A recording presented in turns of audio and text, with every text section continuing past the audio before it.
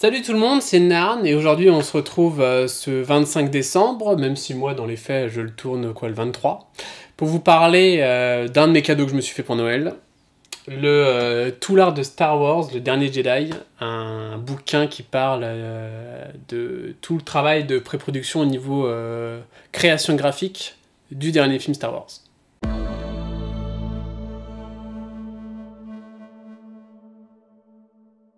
Alors, Tout l'art de Star Wars, les derniers Jedi, c'est un livre d'art qui regroupe en fait des dessins réalisés pour préparer le film, en fait, le dernier Jedi. Et avant de commencer, je vais vous présenter un peu des éléments du livre que je trouve intéressant. Pour faire simple, c'est un très bon livre. Si vous aimez ce genre de choses, donc les dessins préparatoires, toute la réflexion sur le design de certains personnages et un peu des informations, parce qu'il y a quelques informations sur le film et sur l'envers du film. C'est un très bon livre.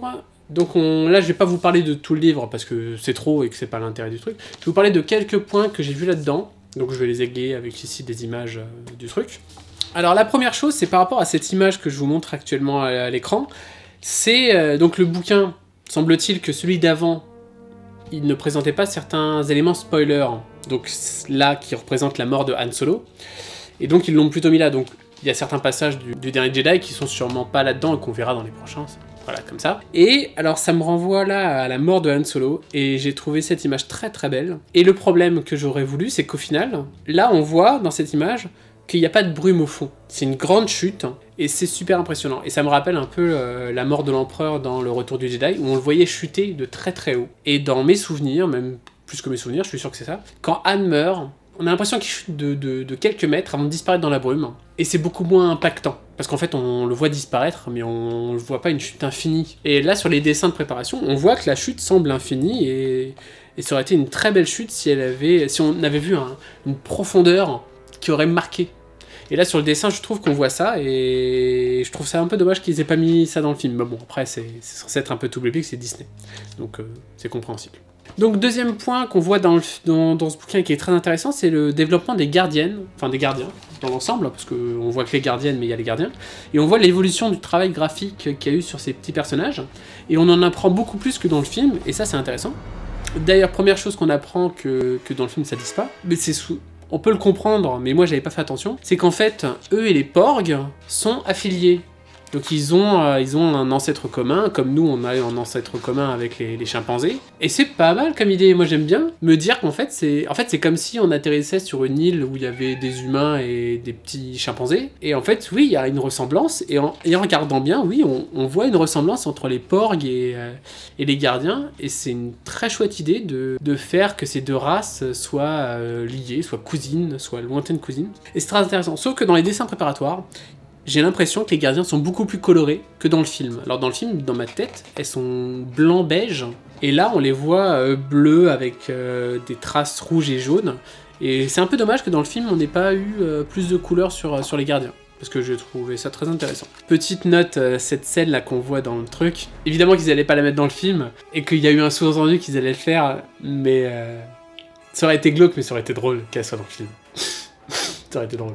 Alors, autre passage qui présente bien, et que dans le film j'avais trouvé vachement sympathique, surtout plus tard quand on apprend qu'en fait Luke s'est fermé à la force, et quand il fait ça, quand il pêche avec son grand bâton, et qui surtout il fait une sorte de saut à la perche là pour atteindre l'autre côté de la rive, quand on se dit que ce mec il n'utilise pas la force pour faire ça, c'est super impressionnant.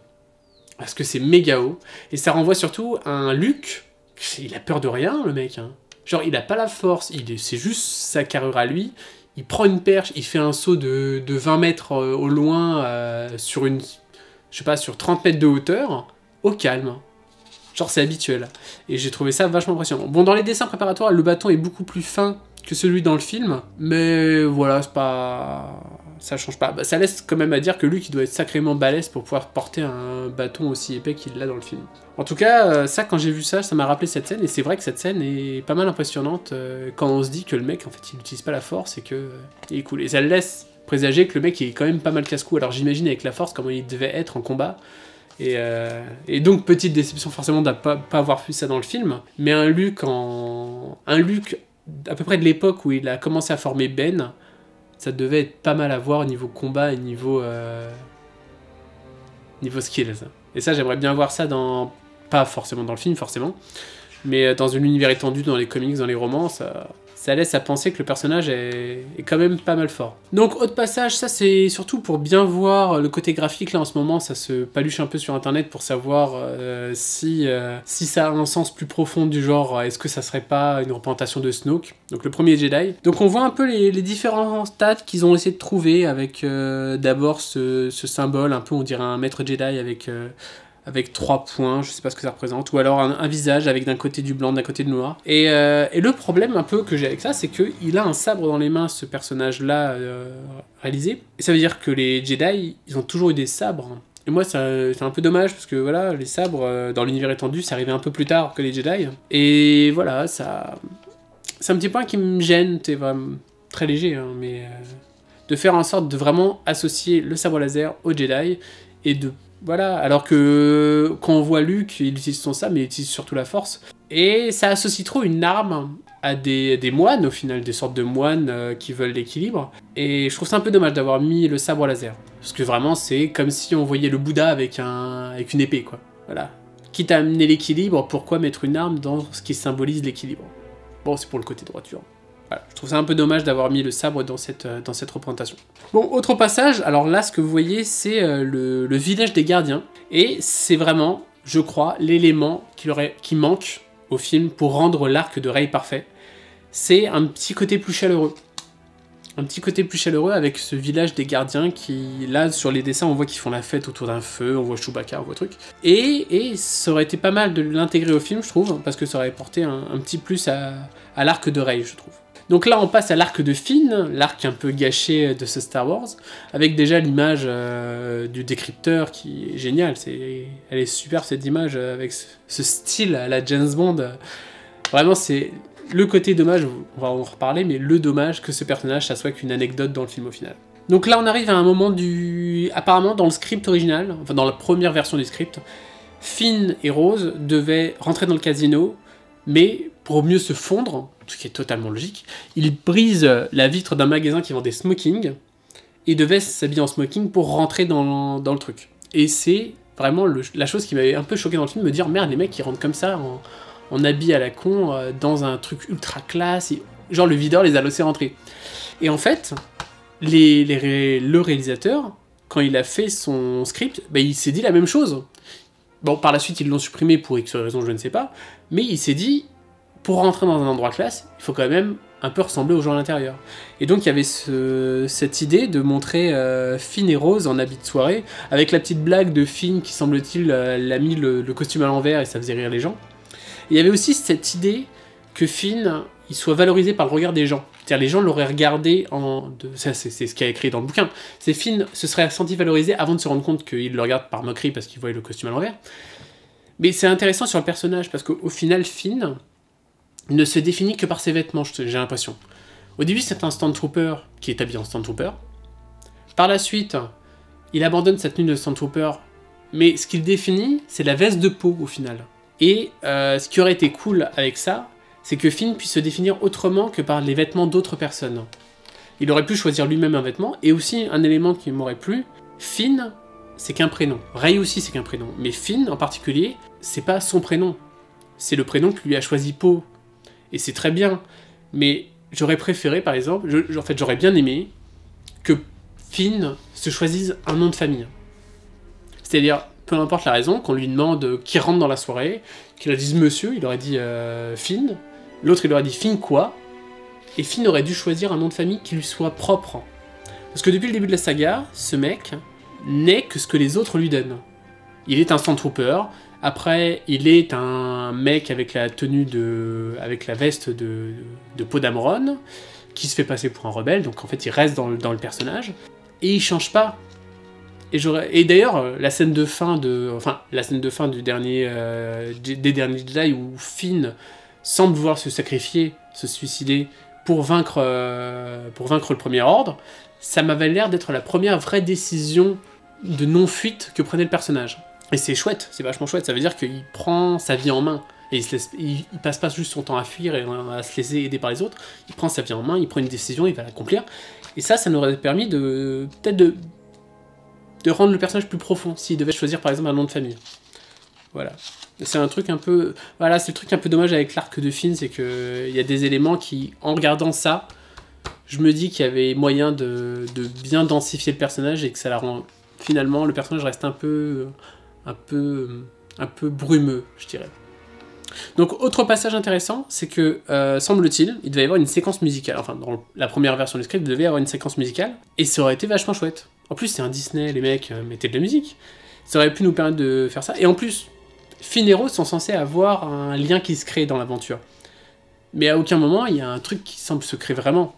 Ils vont à la recherche de quelqu'un, mais il y a ça. Et je me dis qu'une soirée déjà bien habillée, ça change le regard qu'on a sur l'autre. Avec une soirée musicale et une ambiance tamisée, pourquoi pas une petite scène de danse pour se fondre dans la pièce, ça aurait pu amener une plus grande logique à ce petit baiser final que donne Rose à Finn, qui aurait été vraiment sympathique. Donc, autre passage, donc là, toujours dans le premier script original, semble-t-il qu'ils devaient récupérer le décrypteur et commencer leur mission avec lui, ils devaient le récupérer, sauf qu'il se faisait arrêter, et ça justifiait parfaitement le fait que cet homme soit arrêté, qu'il prenne quelqu'un d'autre. C'est-à-dire dans le film, tel qu'il a été monté et diffusé, il récupère le personnage de DJ sans raison. Parce qu'il pourrait très bien retourner une fois libéré de prison, ils auraient pu très bien retourner au casino et récupérer le bon décrypteur. Mais dans le script original, cet homme est arrêté et est envoyé ailleurs. Donc, il n'est plus disponible, il n'est plus accessible. Et ça justifie de prendre un autre personnage pour jouer son rôle, pour jouer le décrypteur. Et c'est ça qui manque. Et là, en voyant ce bouquin qui présente ça, je me dis qu'ils ont sacrifié, ils ont volontairement sacrifié pour X raisons, peut-être à cause de la longueur du film, pour le raccourcir, ils ont sacrifié l'arc de Finn, qui était pourtant l'arc où on en apprenait pas mal de choses, et je trouve ça un peu dommage. Bon, dernier passage, ça sera une petite remarque par rapport à cette image-là. La porte est gigantesque pour la taille de l'entrée, non ? Je m'étais pas fait la remarque dans le film, mais c'est vrai que la porte est énorme pour une entrée qui au final n'est pas si énorme que ça. Les mecs qui ont construit ça, c'était quoi leur délire, quoi ? Ils se sont dit, il y a une entrée de 1 mètre, on va faire une porte de 50 mètres. Voilà, c'est juste une petite remarque que je me fais en regardant cette image. Je me dis, putain, c'est une sacrée porte pour une entrée de cette taille. Hein. Ils auraient pu la réduire de moitié au moins en hauteur. Hein. Bon, je m'arrêterai là. Alors, il y a plein d'autres images dans ce bouquin d'art qui sont vraiment très intéressants sur les véhicules, un peu sur la tactique, et sur aussi des découpages de films, genre où on voit les séquences. Et c'est très intéressant. Donc pour ceux qui apprécient, très bon livre. Très bon livre. Alors par contre, là, il est à 30 et quelques euros. J'ai vu que les anciens, donc celui du 7 et de Rogue One, étaient un peu moins chers sur Amazon, genre à une vingtaine d'euros. Donc pour ceux qui n'ont pas forcément envie, à tous les coups, le prix va baisser une fois une fois que le film aura quitté la salle, sûrement que le prix va baisser.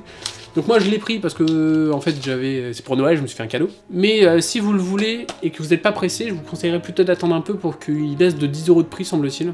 Je sais pas combien de temps il faudra pour qu'il baisse de 10 euros, mais semble-t-il que s'il se met au même prix que les autres, il va passer de 35 à 25 euros. Donc si vous n'êtes pas pressé, attendez un peu avant de le prendre. Dans tous les cas, c'est un très bon livre, et moi ça m'a donné envie d'acheter les autres. Les deux, celui sur Rogue One et sur le retour de la Force. Le réveil de la Force. Voilà. Bon, ce sera tout pour ça, que je posterai le 25, alors que je le tourne le 23. J'espère que vous avez eu de bonnes fêtes, de chouettes cadeaux pour les plus jeunes ou pour les plus vieux, peu importe. On se retrouve bientôt. Là, je vais ressortir une autre vidéo pour un peu présenter la chaîne, ce qui va arriver en janvier. Je vous dis salut. Salut!